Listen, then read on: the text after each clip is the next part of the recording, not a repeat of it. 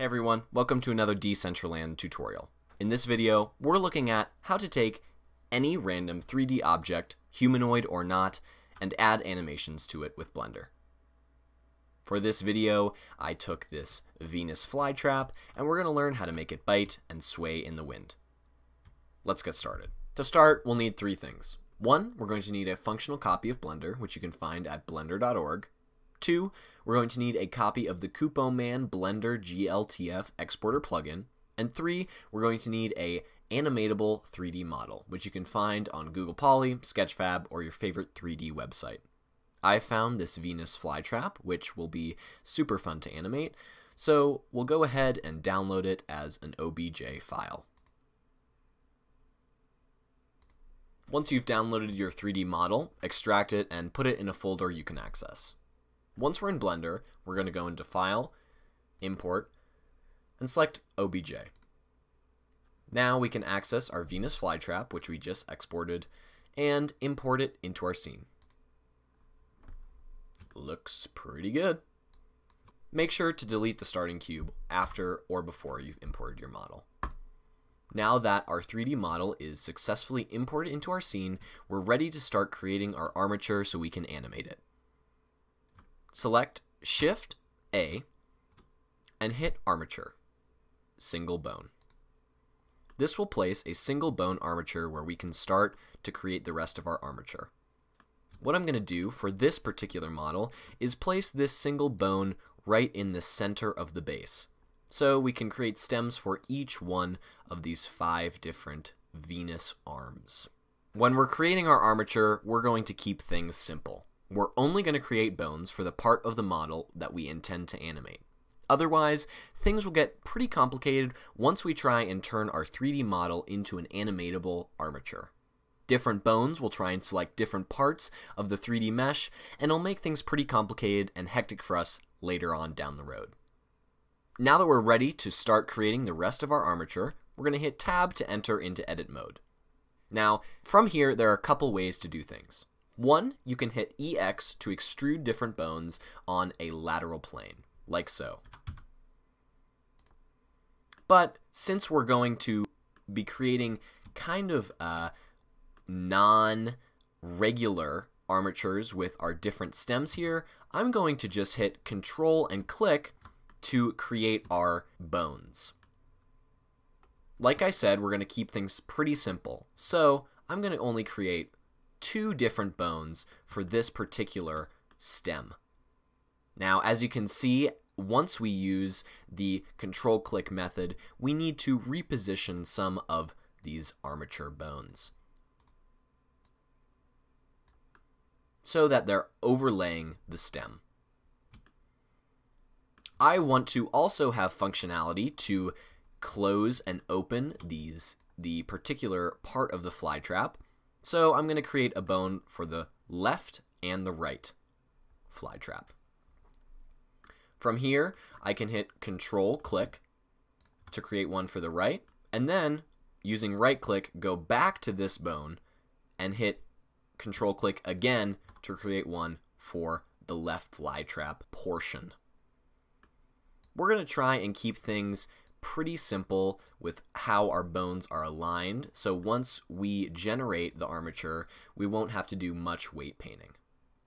To save you from boredom, I'm going to go ahead and create armatures for the rest of these stems, and then we'll come back once we're ready to turn our armature and mesh into an animatable character. One tip that I've learned while creating armatures is to use the left click to select the approximate area you want your next bone to go, and then use Control left click.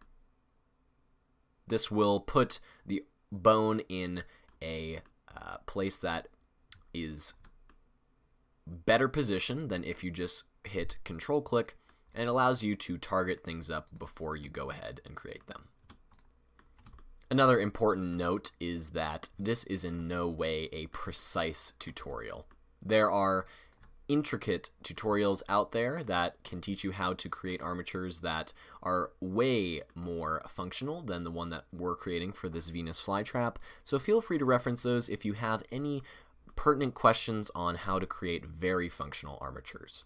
So as I said, I went along and created armatures for every single stem in our model.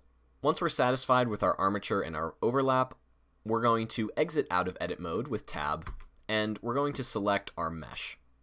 Then, with shift and right click again, we're going to select our armature. Now is the important time. We hit Control P and then click with automatic weights. What this is going to do is turn our armature and our model into an animatable 3D object. It's going to map the armature bones to our 3D model and allow us to now right click on our armature, go into pose mode, and move our fly trap around. Now that we have a working armature mapped to our 3D model, we're going to make sure that all of our bones correspond to what we want them to correspond to. This is kind of a tedious task, as it requires you to go into each individual bone and check that it is changing what you want it to change. In this particular example, our bone was a little bit too close to the other fly trap, and so once we used the automatic weights to create our armature, it selected these under this bone's properties, which is pretty incorrect. What we can do to modify this is use weight paint. Now, weight paint specifies and tells Blender what bone should change what section of mesh. So while we are still in pose mode, let's go ahead and hit AA to select our whole armature, and then right click with shift to select our mesh. Now we can go under the weight paint view and take a look at this particular bone. As you can see with the colors, this fly trap is being controlled by this bone. What we can do to remedy that is to click up on our brush and go to the subtract brush, position our camera, and then paint over this to make sure that the bone does not control it. As with anything in Blender, you want to make sure that your camera is positioned in a way that you don't affect something else. For example, if I was using the add tool and had this position right here, one of my clicks could easily go over this particular fly trap and hit the bottom. So it's always important to rotate around and make sure your changes affect only what you want things to change. Now that we're in the weight paint mode, we can actually go in and take a look at each individual bone to make sure that it's affecting the section of the mesh that we want it to. I'm going to go ahead and do this and come back to you if there are any things we need to change. In our case, Blender did a pretty swell job of taking our armature and making sure it only selects the part of the mesh we want it to.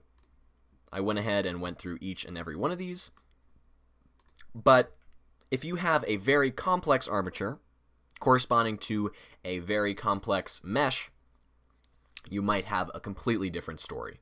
You might have to change weight paint a lot to make sure that your armature corresponds to what you want it to, but in our case, we don't have to do that, so we're ready to move ahead. Now that we're ready to animate, we're going to expand another section of our Blender workspace, and we're going to use this to go into our dope sheet, which allows us to see what keyframes we create. Now is the fun part, the time where we get to animate. I'm going to create two simple animations for this particular Venus flytrap. One idle animation, where it just sways in the wind, and one where all 5 of our stems bite. To start off, let's work on the simple sway. Now that we're ready to create our sway animation, we're going to reset our armature. We can do this by selecting the armature, hitting AA, and then hitting Alt-R. This resets our pose to normal. This will be our first and our last keyframe to make sure that everything loops.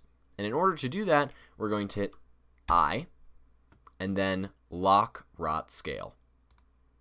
As you can see under our dope sheet, this sets keyframes for all of these particular places.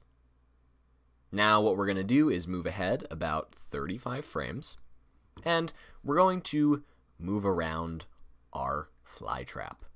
Select a bone, rotated it around. So our Venus flytrap moved around a little bit. Now we're going to do the same thing. We're going to hit AA to select our whole armature. We're going to hit I, and we're going to hit lock rot scale. Now let's move ahead to about 90 frames. And we're just going to create another few changes here. If you see an issue like this while you're animating, feel free to go out of pose mode and fix it. I'll do that after we do our whole animation here.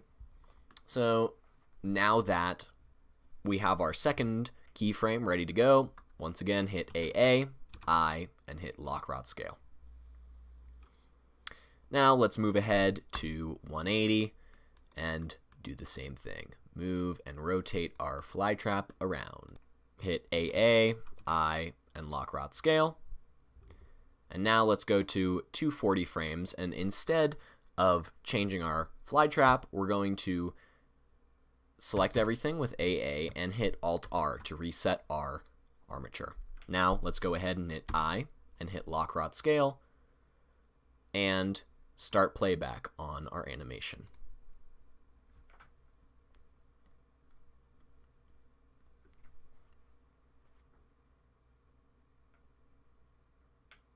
Now, that's nowhere near perfect, but it does loop, and it is a idle animation that will be pretty useful for our scenes if we have a use for a Venus flytrap.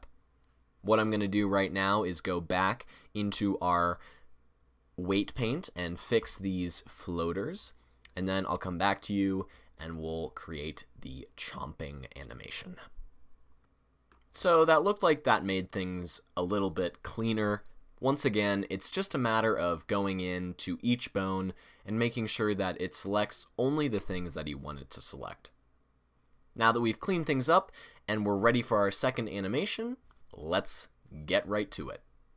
We're going to navigate from the dope sheet on our panel that we created to the action editor. And we're going to go ahead and rename this particular animation we just created to sway.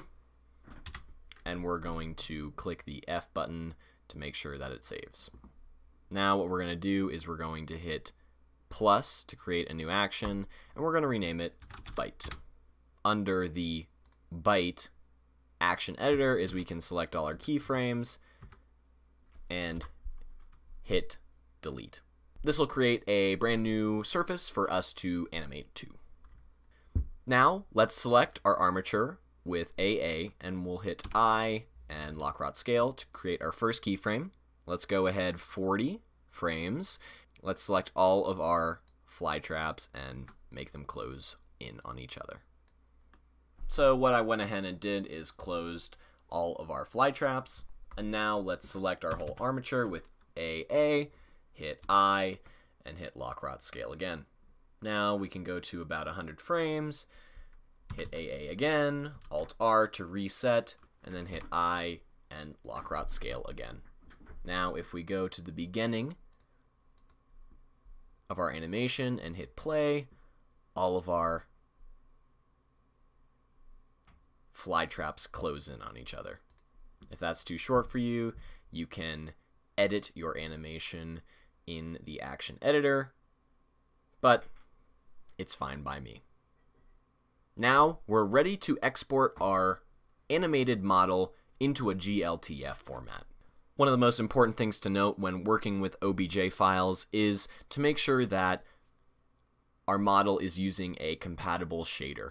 This particular model, once I put it in and exported it, had an incompatible shader. So when I put it in Decentraland, I couldn't see anything.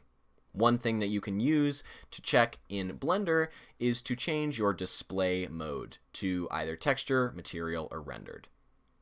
Under texture, we can see that our Venus flytrap texture is applied, and with a new material, we're ready to export.